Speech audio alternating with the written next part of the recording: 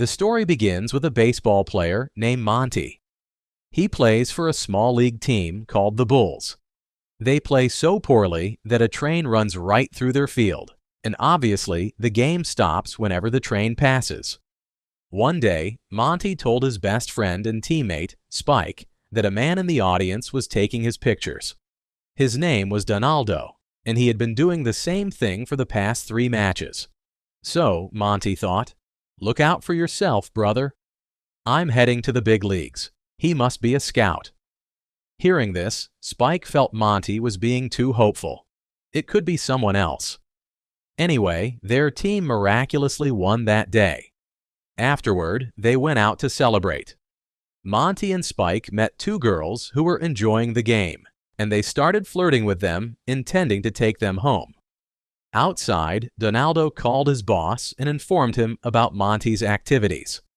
It turned out he had been following him for the past few days. Just then, the girls' boyfriends arrived, and seeing Monty and Spike with their girlfriends, they got furious. An argument broke out, and a part of the crowd realized a fight was about to erupt.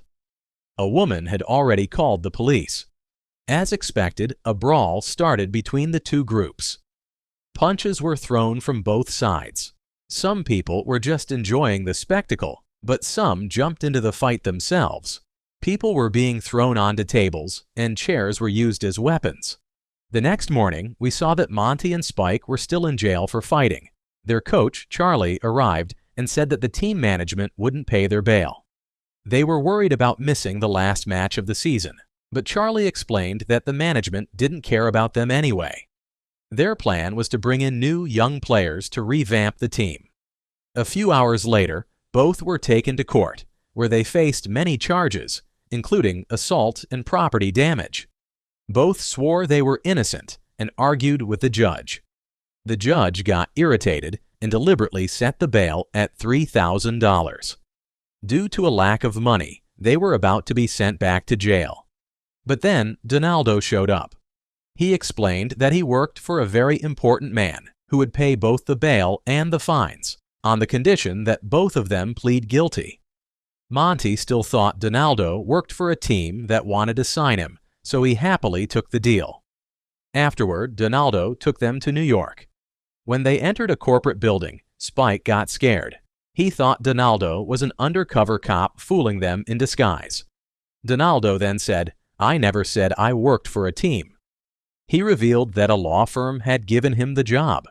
Then the 3 of them reached a large, splendid office, and Monty was taken inside alone to meet the lawyers. These lawyers were working for Monty's great-uncle Rupert, who had a huge falling out with his family in the 1930s. After that argument, Rupert vanished, and no one heard from him again. The truth now came out. Rupert had become one of the wealthiest men in the country. And since he had died last month, Monty was now his sole living heir. However, Rupert had some specific conditions. The lawyer played a recording Rupert had left for his future heir. Monty was shocked to see that his uncle was white, but Rupert had anticipated this and explained that Monty's grandfather had 2 wives, one white and one with Monty's skin color. Rupert was slightly disappointed in Monty for not having achieved much in life, and recounted his own story of how his father punished him in his childhood. Now, Monty had to prove that he was truly worthy of all this. He had to spend money in a particular way. If Monty wanted his uncle's immense wealth, he had to complete a challenge. He must spend $30 million within 30 days. But there were rules. After 30 days, he should have nothing left, except the clothes he was wearing. He couldn't just destroy anything he bought, just to get rid of it. He could hire anyone, but he had to pay them a salary commensurate with the work, not just hire a person and give them $1 million a day. He could only donate 5% of the money and only gamble 5%. Money couldn't simply be given away to anyone. Buying gifts was forbidden. And most importantly, he couldn't tell anyone about the challenge, or he would be immediately out. If Monty felt he couldn't do all this, there was another option. He could take $1 million now and leave without a word. The lawyers had already placed $1 million in a suitcase. Monty asked what would happen to the money if he didn't take it. He was told it would go to the same law firm. Monty paused for a moment, but finally accepted the challenge. He had to return at 12 a.m. after 30 days, completely broke, with only the clothes on his back.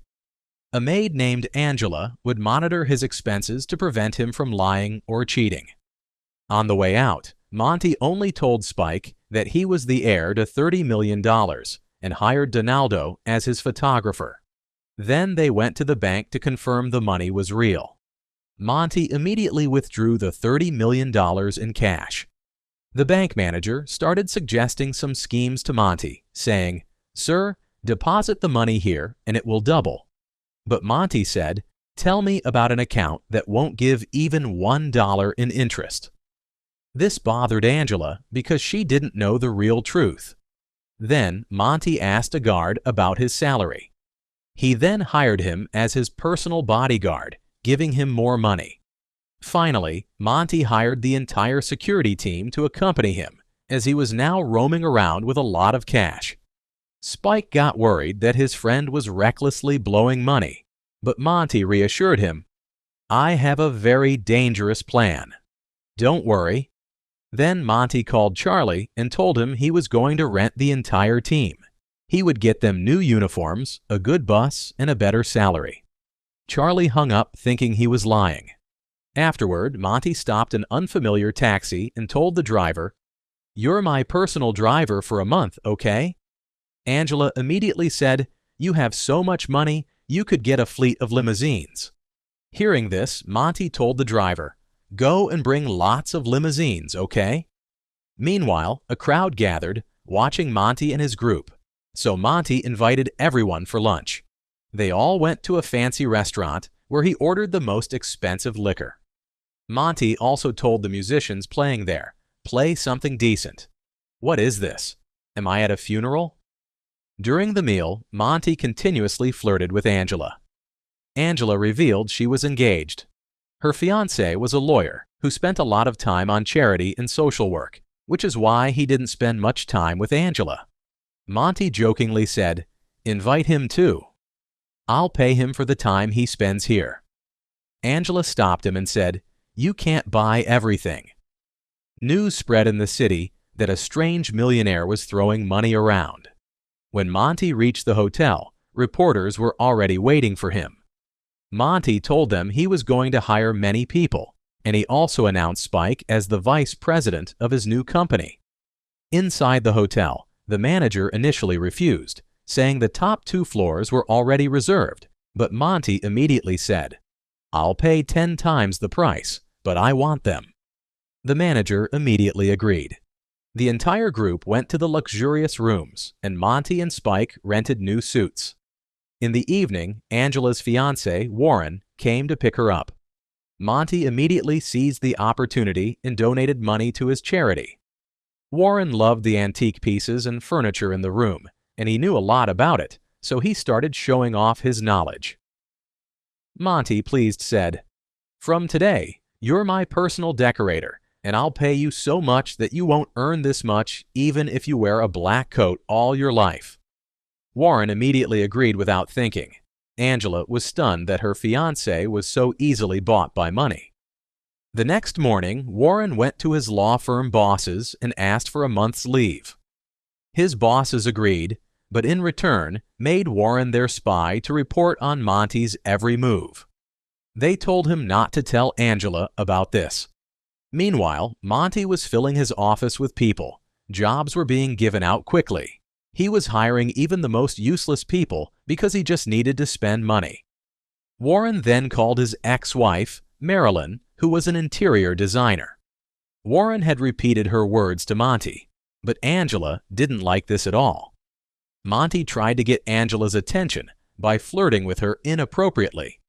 Warren tried to stop him but slipped and fell into buckets of paint. Marilyn was sharing her many ideas, but Monty directly told her, "Whatever ideas you have, just do it. Don't worry about the money. I have plenty." Soon, people with bizarre ideas came to Monty for funding.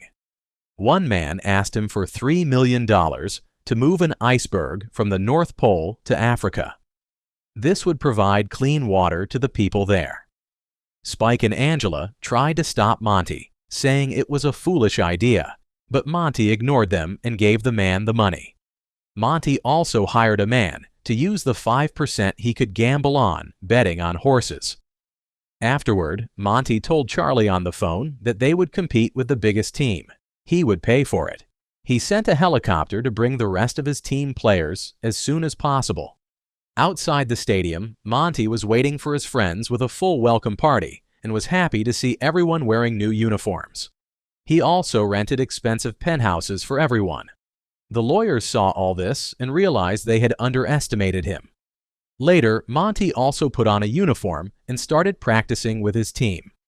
Soon, the big match was announced. Then, Spike and Angela brought a financial advisor to explain to Monty how to spend money wisely. But Monty hired him on a salary instead of commission. He also planned not to follow a single piece of his advice. Meanwhile, Spike and Monty started playing baseball to calm their minds, and Spike took the opportunity to tell Monty that he should invest in jewelry or stamps. This gave Monty an idea. He went to a stamp shop and bought the most expensive stamp ever. The next day, the lawyers saw the news and laughed that Monty had bought a stamp. This was an asset. Its value wouldn't decrease. But a little later, they received a postcard from Monty, which made them furious because he had used that incredibly expensive stamp to mail the postcard. They calculated that he would win this way. So they decided to tell Warren the whole truth so he would deliberately make a mistake in Angela's accounting. They also promised that if all the money went to them instead of Monty, they would shower Warren with money. Later, Monty saw the news and learned that the Iceberg Company's shares had increased tenfold due to his investment. Wondering what to do with the new money, Monty said, "Sell all the stocks." Soon, it was also revealed that the man he had given money to for betting on horses had won all his bets. Monty panicked and told Angela to donate all the money to charity. Meanwhile, Marilyn finished her decoration. She had already added many things to the room, but Monty said, "Not enough money, spend more." Warren was so busy with his work that when Monty asked Angela out for dinner, she agreed. She said, "I'm very impressed with you. You're donating so much money." As they were leaving, a man accidentally rear-ended their car. No damage was done, but Monty decided to still take the man to the hospital so he could pay for his treatment himself. When the man realized who Monty was, he pretended to be badly hurt in the accident, and Monty gave him a large amount of money as compensation. Angela was shocked and started yelling at Monty, who was standing there. She said, "Why are you wasting so much money?" Warren was watching all this from the window, and Marilyn told him, "You like her, leaving me. She's involved with your boss. Something is going on between them, okay? Otherwise, she wouldn't scold her boss like that." At dinner in the restaurant, Warren told Angela, "Your friendship with Monty is growing too much. I suspect something is going on between you two." Angela got very angry and silently left. Meanwhile, a reporter on the news announced that Monty had bought 5 cases of 114-year-old wine in cash from an auction house. He opened the bottles and served the expensive wine to everyone. A little later, Spike arrived with the financial advice. If you want interesting movie recaps, like, share, and subscribe to follow us for more movie recaps.